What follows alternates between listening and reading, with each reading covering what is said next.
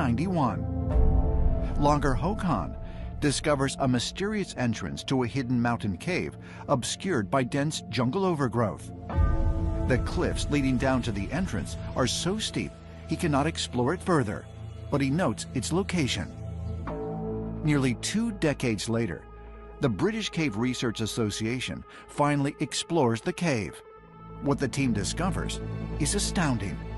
It is the largest underground chamber on the planet.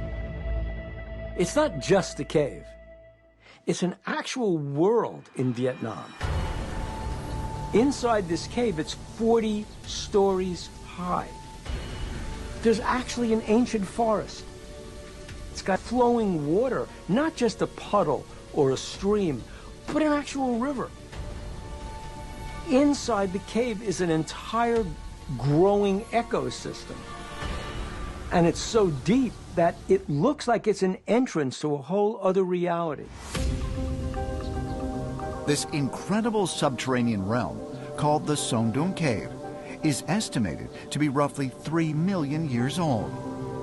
It runs through the earth for nearly 6 miles, and numerous areas where the cave ceiling has collapsed allow sunlight to enter, resulting in the growth of trees and other vegetation.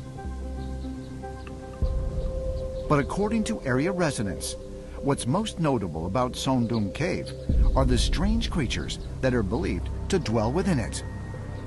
Local residents describe seeing reptilian-type humanoid beings emerging from the Son Doong Cave, and they believe that they actually live deep inside this cave.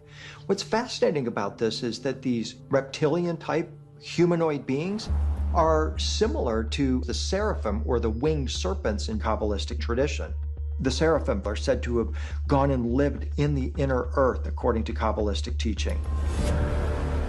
Is it possible that reports of reptilians at Son Doong Cave are encounters with beings from inner earth? While it may sound too incredible to be true, there have been reports that during the Vietnam War in the 1970s, U.S. soldiers encountered what they described as upright lizards inhabiting caves.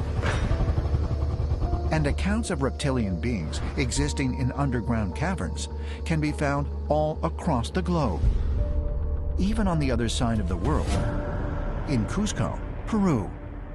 Throughout Peru and around Cusco particularly, there are many, many stories of a tunnel system that has something to do with serpent deities, which they call the Amaru there. The Peruvian authorities themselves decided it was too dangerous for people to go into these tunnels, so they looked for all of the entrances they could around Cusco, and they sealed them up. And this is a well-known story within Peruvian history. While there have been many reports from around the world of human-like reptilians, there is another inner-earth entity described in the Zohar that is even more commonly witnessed in modern times. According to Zoharic literature, there are beings inside the earth having large black eyes and a nose that leaves only 2 dark holes on the face. Now that corresponds to things that we've heard about these, for lack of a better word, ETs. There is a lot of evidence that these beings that we think are coming from another planet are not coming from another planet. They're coming from inside our own Earth.